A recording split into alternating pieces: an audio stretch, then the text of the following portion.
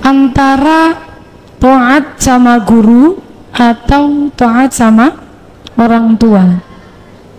Maka di sini teman-teman perlu untuk kita pertimbangkan berbagai kondisinya.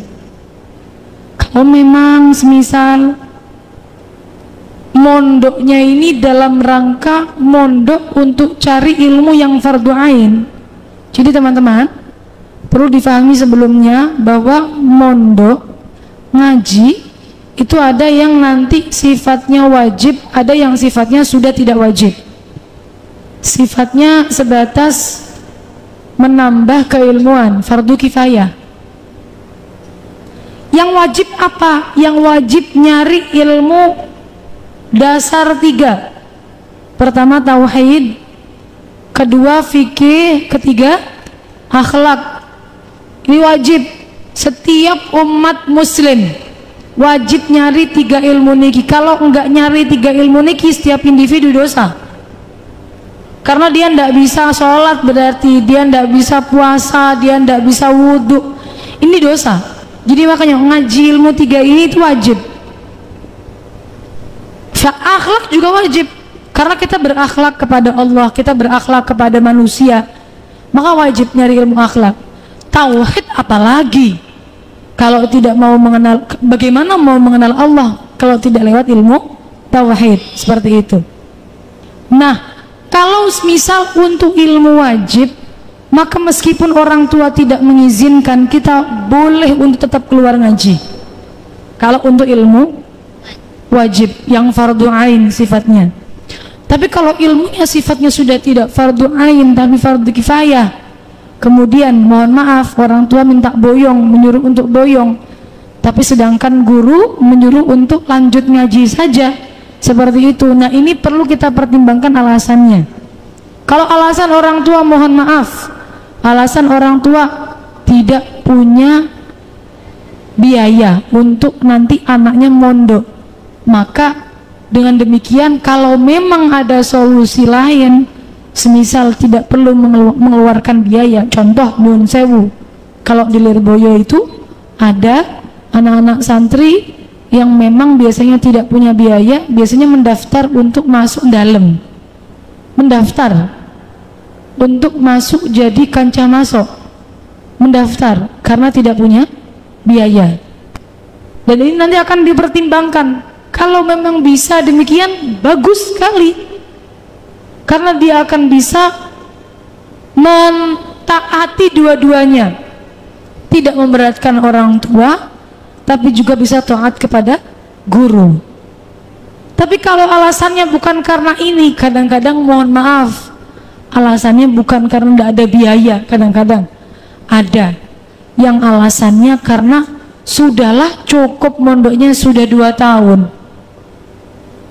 udah di rumah saja, macem-macem di rumah saja. Ada yang kadang-kadang sekolah saja, kamu sekolah umum, kuliah. Ada yang alasannya sudah kamu kerja saja, ada yang alasannya sudah kamu nikah saja. Nah, maka kalau yang demikian teman-teman, sebenarnya kalau ditanya kita boleh nggak sih untuk tidak usah taat sama orang tua tapi taat sama guru, atau mana yang kita dulukan ini? Yang didahulukan kalau kita lihat dalam kitab Ta'lim Muta'alim antara guru dan orang tua, yang didahulukan adalah guru. Tapi kalau kita bisa taat kepada dua-duanya tentu lebih baik. Jadi kalau teman-teman punya orang tua yang kurang bisa dikompromikan dengan gurunya, coba komunikasikan terlebih dulu. Ini yang pertama. Jadi supaya tidak menyakiti kedua belah pihak. Kepada orang tua kita tidak menyakiti, kepada guru juga kita tidak menyakiti. Karena tidak ada guru yang mengajarkan santrinya untuk membangkang kedua orang tuanya.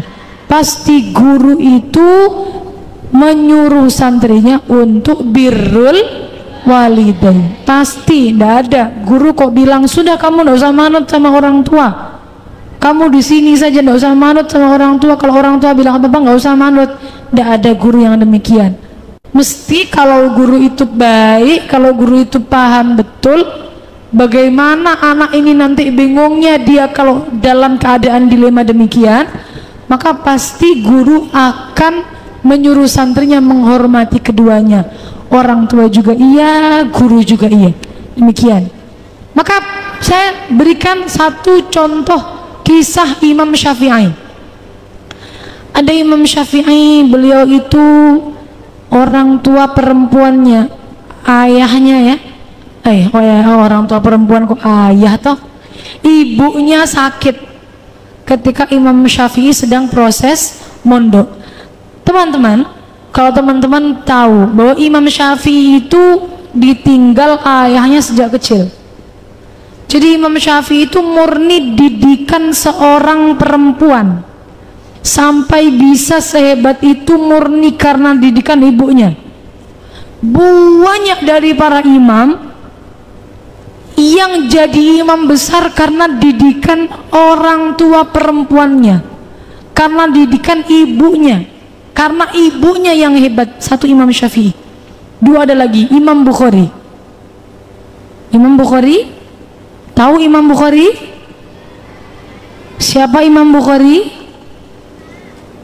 Ilmunya ilmu apa biasanya? Ahli apa? Ahli hadis. Ya, punya kitab namanya Sahih Bukhari. Iya, Sahih Bukhari yang paling gampang, Sahih Bukhari. Termasuk yang didahulukan oleh sebagian ulama, kitab yang paling benar setelah Al-Quran, kitab Sahih Bukhari. Itu ditinggal oleh ayahnya ketika kecil, yatim. Imam Bukhari yatim, kemudian diasuh oleh ibunya. Nah, bagaimana ibu ini kemudian mengasuh anak, ya? Dan Imam Bukhari pada waktu kecil itu tidak bisa melihat, matanya buta waktu kecil. Coba dibayangkan ada seorang istri ditinggal oleh suaminya dan anaknya yang masih kecil dalam keadaan buta. Bagaimana susahnya? Susah sekali. Akhirnya berkat kemudian ibunya berdoa terus menerus. Nah, ibunya ini mimpi. Ibunya mimpi, dalam mimpinya pokoknya ibunya ini bertemu dengan suaranya dawuh bahwa aku ijabah, aku kembalikan penglihatan anakmu berkah dari doamu. Ini didikan ibu. Banyak sekali imam-imam besar itu yang berhasil karena didikan seorang ibu. Seperti itu. Nah, ini Imam Syafi'i proses ngaji, ibunya sakit, lagi proses ngaji, ibunya sakit. Ketika Imam Syafi'i ingin pulang untuk merawat ibunya, apa yang didahulukan oleh ibunya?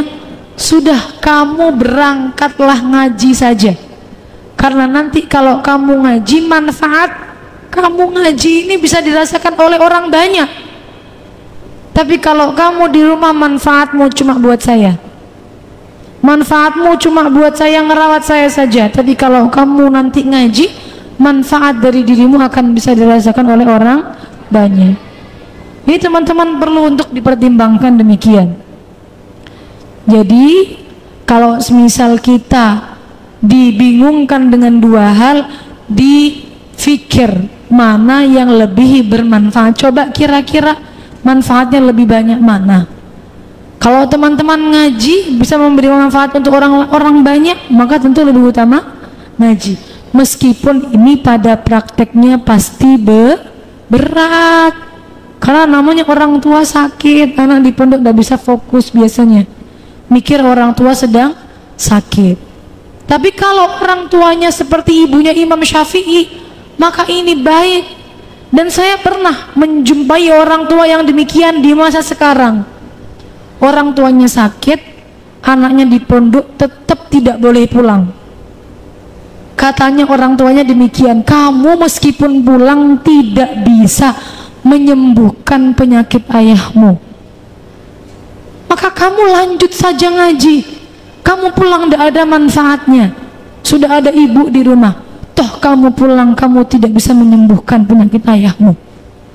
Maka yang baik buat kamu lanjut ngaji. Ini betapa orang tua itu mementingkan pendidikan anak. Maka begitu, kita doakan semoga orang-orang tua kita semua diberikan panjang umur, fisihah wa afiyah. Amin amin ya rabbal alamin.